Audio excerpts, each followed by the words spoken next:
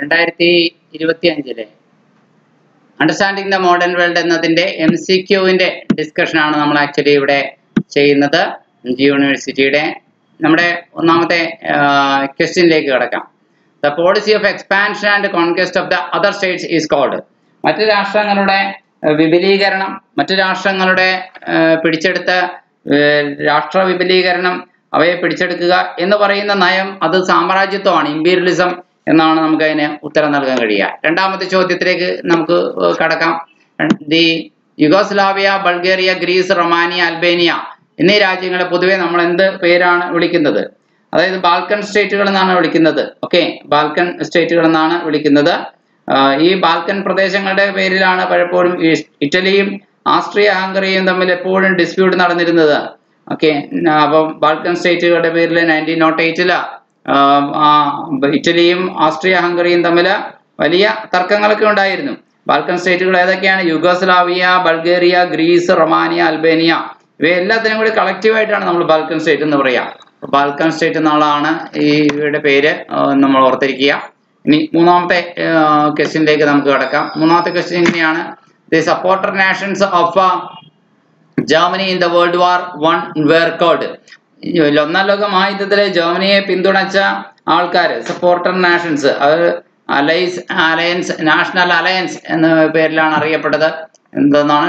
National alliance എന്ന പേരിലാണ് അറിയപ്പെട്ടത്. ജർമ്മനിയെ പിന്തുണച്ച വേൾഡ് വാർ I സമയത്ത് ജർമ്മനിയെ പിന്തുണച്ച ആൾക്കാർ നാഷണൽ അലയൻസ് എന്ന പേരിലാണ് അറിയപ്പെട്ടത്. ഇനി മറ്റൊരു, the number of permanent members of the UN security council is. UN security കൗൺസിലില് ഐക്യരാഷ്ട്രസഭയുടെ സുരക്ഷാ സമിതിയിൽ സ്ഥിരാംഗങ്ങളായിട്ടുള്ളവർ 5 പേരാണ്. സി എന്ന ഓപ്ഷനാണ് അവിടെ ശരിയായിട്ട് വരുന്നത്, 5 പേര്. അടുത്ത ചോദ്യം: the head quarters of the UNO is located in dash. ഐക്യരാഷ്ട്രസഭയുടെ ഹെഡ് ക്വാർട്ടേഴ്സ് എവിടെയാണ് ലൊക്കേറ്റ് ചെയ്യുന്നത്? ന്യൂയോർക്കിലാണ്. നമുക്കറിയാം യുഎന്നിന്റെ ഹെഡ് ക്വാർട്ടേഴ്സ് വരുന്നത് അത് ന്യൂയോർക്കിലാണ്.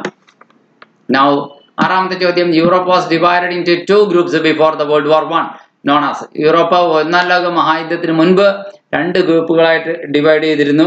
അത് ഏത് ഗ്രൂപ്പുകളൊക്കെയാണ്? അതായത് വേൾഡ് വാർ I ഉണ്ടാക്കിയ 2 സഖ്യചേരികളുടെ പേരാണ് ചോദിച്ചിരിക്കുന്നത്.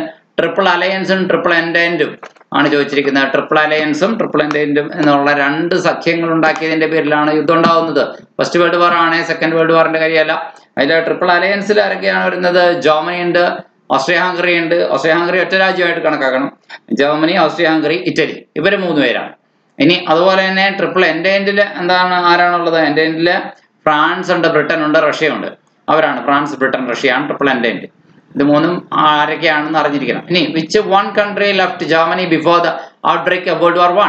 ഒന്നാം ലോക മഹായുദ്ധം പൊട്ടിപ്പുറപ്പെടുന്നതിന് തൊട്ട് മുമ്പ് ഇട്ടേച്ച് ജർമ്മനി ഉപേക്ഷിച്ച് പോയ രാജ്യം ഇറ്റലിയാണ്.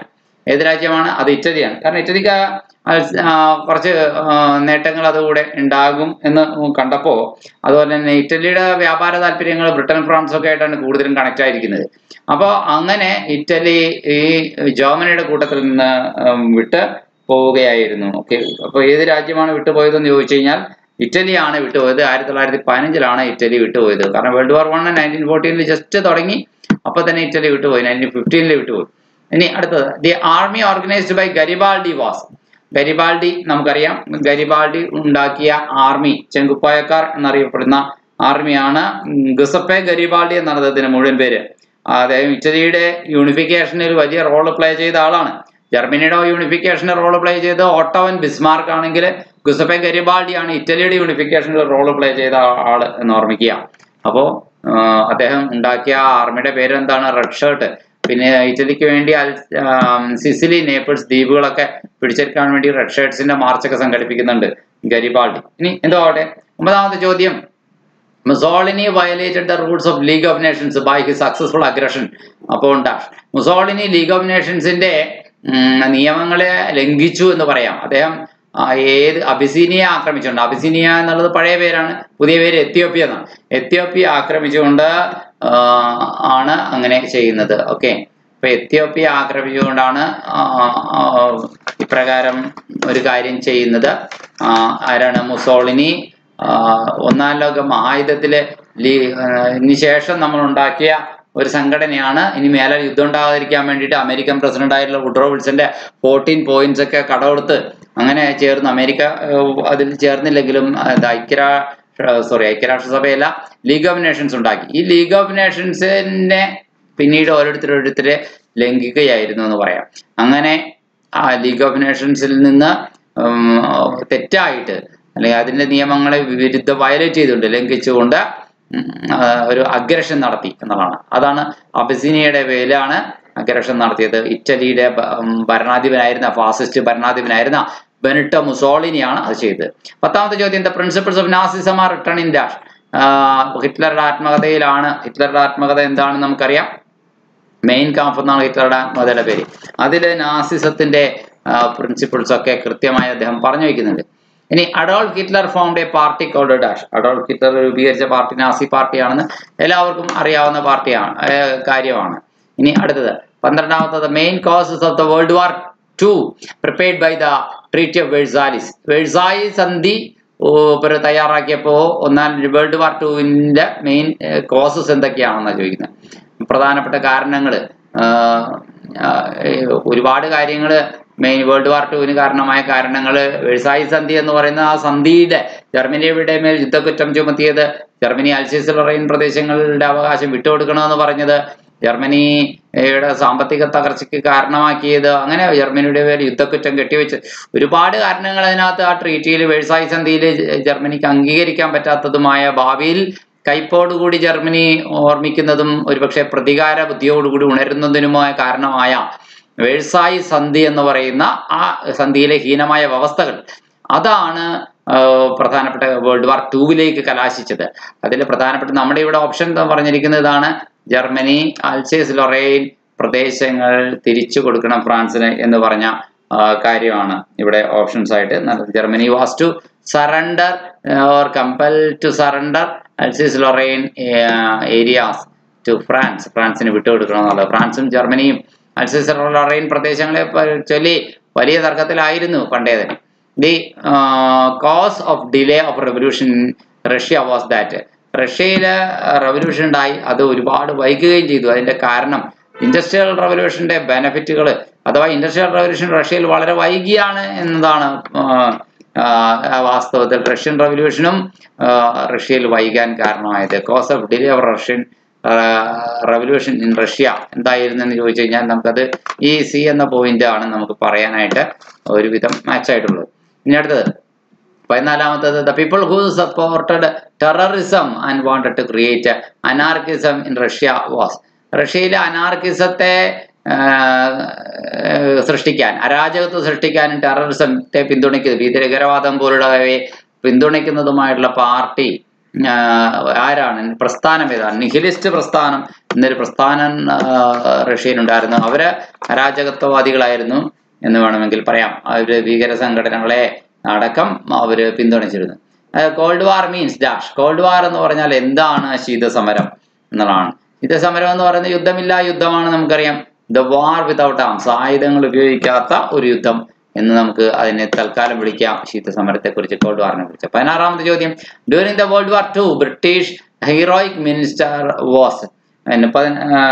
ബ്രിട്ടന്റെ ഹീറോയിക് മിനിസ്റ്റർ ആയിട്ട് ആരെയാണ് നമ്മൾ പറയുന്നത്? വേൾഡ് വാർ IIന്റെ സമയത്ത് നമുക്ക് വിൻസ്റ്റൺ ചർച്ചിലാണ് അദ്ദേഹത്തിന്റെ പ്രൈം മിനിസ്റ്റർ. അദ്ദേഹമാണ് അന്നത്തെ ബ്രിട്ടീഷ് പ്രൈം മിനിസ്റ്റർ. അദ്ദേഹത്തിന്റെ ധീരോചിതമായ പ്രസംഗങ്ങളൊക്കെ ഉണ്ട്. നമ്മൾ ബീച്ചുകളിൽ പോയി യുദ്ധം ചെയ്യും, we will fight in the beaches എന്ന് പറഞ്ഞുകൊണ്ടുള്ള വലിയ പ്രസംഗമുണ്ട്. വളരെ ആവേശം പകരുന്ന പ്രസംഗങ്ങളൊക്കെ പറയാൻ കഴിവുള്ള ആളായിരുന്നു വിൻസ്റ്റൺ ചർച്ചിൽ. അപ്പോൾ 16ാമത്തെ വിൻസ്റ്റൺ ചർച്ചിലായിരുന്നു അത് ബ്രിട്ടന്റെ ഹീറോയിക് പ്രൈം മിനിസ്റ്റർ ആ കാലഘട്ടത്തിൽ, വേൾഡ് വാർ IIന്റെ കാലഘട്ടത്തിൽ. വിൻസ്റ്റൺ ചർച്ചിൽ എന്നാണ് നമുക്ക് ഉത്തരവെഴുതേണ്ടത്. അടുത്ത ചോദ്യം, which of the following countries did not become a member of the League of Nations. League of നേഷൻസിന്റെ മെമ്പർ ആവാതിരുന്ന രാജ്യം ഏതാണ് എന്നാണ് ചോദിക്കുന്നത്. ബ്രിട്ടൻ ആണ്, ഫ്രാൻസ് ആണ്, അമേരിക്കയാണ്, ജർമ്മനിയാണ്. അമേരിക്ക ലീഗ് ഓഫ് നേഷൻസിന്റെ ഭാഗമായില്ല എന്നുള്ളതാണ് പറഞ്ഞു വരുന്നത്. ജർമ്മനി ഭാഗം ആദ്യമായില്ലെങ്കിൽ പിന്നീട് ആകേണ്ടി വരുന്നുണ്ട്. ഇനി അടുത്തത്, ഫാസിസം അഡ്വക്കേറ്റഡ് ഡാഷ്. ഫാസിസം എന്തിനാണ് അഡ്വക്കേറ്റ് ചെയ്തത്? ഫാസിസം തീർച്ചയായിട്ടും liberalism, racial purity, one party one leader one nation അതിനെയാണ് ഫാസിസത്തിന്റെ ആശയം. അതാണ് ഒരു പാർട്ടി ഒരു നേതാവ് ഒരു രാഷ്ട്രം എന്ന ആശയമാണ് ഫാസിസത്തിന് ഉള്ളത്. ഇനി അടുത്ത ചോദ്യം, the First World War lasted for dash. First ഒന്നാം ലോക മഹായുദ്ധം എത്ര കാലം നീണ്ടു നിന്നു? ഒന്നാം ലോക മഹായുദ്ധമാണെങ്കിൽ 4 കൊല്ലമാണ്. രണ്ടാം ലോക മഹായുദ്ധം 6 കൊല്ലവുമാണ്. ഒന്നാം ലോക മഹായുദ്ധം 14 തുടങ്ങി 18 തീർന്നു. 4 years ആണ് ഇത് ലാസ്റ്റ് ചെയ്തത്. ഇനി അടുത്ത ചോദ്യം, the Iron Man is dash. Iron Man എന്നറിയപ്പെടുന്നത്, ഇത് വാസ്തവത്തിൽ അയൺ മാൻ എന്ന് പറയുന്ന ചോദ്യം തന്നെ തെറ്റാണ്. അദ്ദേഹത്തിന്റെ പോളിസി, ഓട്ടോവൻ ബിസ്മാർക്കിന്റെ പോളിസി ബ്ലഡ് ആൻഡ് അയൺ എന്നുള്ള പോളിസിയുള്ള ഒരു വ്യക്തിയാണ് ഇദ്ദേഹം. ഓക്കെ, അപ്പം ഓട്ടോവൻ ബിസ്മാർക്കിനെയാണ് നമ്മളിവിടെ ഉദ്ദേശിച്ചിരിക്കുന്നതെന്ന് തൽക്കാലം നമുക്ക് വിചാരിക്കാം. ഓക്കെ, അപ്പോൾ അങ്ങനെയാണെങ്കിൽ ഓട്ടോവൻ ബിസ്മാർക്കാണ്. ജർമ്മനിയുടെ യൂണിഫിക്കേഷനൊക്കെ വലിയ വളരെ സ്ട്രോങ് ആയിട്ടുള്ള നയങ്ങൾ, നിർബന്ധമായിട്ട് ഉള്ള മിലിറ്ററി പ്ലാനുകളൊക്കെ നടപ്പിലാക്കാൻ കെൽപ്പുള്ള ഒരു ദൃഢമനസ്കനായ മനുഷ്യനായിരുന്നു ഓട്ടോവൻ ബിസ്മാർക്ക്. ജർമ്മനിയുടെ യൂണിഫിക്കേഷന് വേണ്ടി നിലകൊണ്ട വ്യക്തിയൊക്കെയാണ്. ഇനി അതേസമയം ഇറ്റലിയുടെ യൂണിഫിക്കേഷന്റെ കാര്യത്തിൽ നമുക്ക് ഗുസപ്പെ ഗരിബാൾഡിയാണ് നമുക്ക് ഓർമ്മിക്കാൻ കഴിയുക. ഇനി 21ാമത്തെ ചോദ്യം, Pearl Harbor incident took place on dash. Pearl Harbor സംഭവം നടന്നത് എപ്പോഴാണ്, എങ്ങനെയാണ്? പേൾ ഹാർബർ അമേരിക്കയുടെ തുറമുഖത്ത് കൊണ്ടുപോയി ഒരു ദിവസം വെളുപ്പിന് 7:48 ആയപ്പോൾ ജപ്പാൻ ഇമ്പീരിയൽ ആർമി നേവി കൊണ്ടുപോയിട്ട് തുറമുഖവും അതുപോലെ തന്നെ കുറെ എയർക്രാഫ്റ്റുകളൊക്കെ പാർക്ക് ചെയ്തിരുന്ന സ്ഥലമാണ്. അവിടെ കൊണ്ടുപോയി വൻ നാശനഷ്ടം വിതച്ച ഒരു ആക്രമണം നടത്തി എന്നുള്ളതാണ്. അതാണ് പേൾ ഹാർബർ ആക്രമണം എന്ന പേരിൽ നമ്മൾ അറിയപ്പെടുന്നത്. അപ്പൊ അത് ഏത് വർഷമാണ് പേൾ ഹാർബർ ആക്രമണം നടന്നത്? 1941 ഡിസംബർ 7-നാണ് ആ സംഭവം ഉണ്ടായത്. Okay, imperial. അപ്പൊ അമേരിക്ക നിർബന്ധിതമായിട്ട് എന്ത് ചെയ്യാണ്, 1941 ഡിസംബർ 7 എന്നാണ് നമുക്ക് ഉത്തരം വരുന്നത്. ഡിസംബർ 7, 1941 എന്നുള്ളതാണ് അതിന്റെ ശരിയായ ആൻസർ. അത് വെളുപ്പിന് 7:48 സമയം. ഇനി UNO declared the human rights in the year. ഐക്യരാഷ്ട്രസഭ മനുഷ്യാവകാശങ്ങളെ പ്രഖ്യാപിച്ച വർഷം ഏതാണ്? അത് ഐക്യരാഷ്ട്രസഭ ഹ്യൂമൻ റൈറ്റ്സ് ഡിക്ലറേഷൻ എന്ന് പറഞ്ഞത് UDHR എന്നൊക്കെ നമ്മൾ പറയും. ഡിസംബർ 10, 1948 എന്നാണ് നമ്മൾ പഠിച്ചിരിക്കുന്നത്. ഹ്യൂമൻ റൈറ്റ്സ് എന്ന് പറഞ്ഞ സബ്ജക്റ്റിലും നമ്മളത് പഠിക്കുന്നുണ്ട്. UDHR, United Nations declaration of human rights ആണ് UDHR എന്ന് പറയുന്നത്. അത് 1948 ഡിസംബർ 10 എന്ന ഡേറ്റ് കൂടി ഓർത്താൻ അത്രയും നല്ലത്. The Nazi regime in Germany was established in the year dash. ജർമ്മനിയിലെ നാസി ഭരണം സ്ഥാപിക്കപ്പെട്ടത് ഏതു വർഷമാണ്? 1933-ലാണ് ജർമ്മനിയിലെ നാസി ഭരണം സ്ഥാപിക്കപ്പെടുന്നത്. 1933-ലാണ് ജർമ്മനിയിലെ നാസി ഭരണം സ്ഥാപിക്കപ്പെടുന്നത് എന്ന് ഓർക്കുക. 33 AD. അതിനു മുമ്പ് അത്രയും നാളും 1919 മുതൽ 33 വരെ വെയ്മർ റിപ്പബ്ലിക്കാണ്.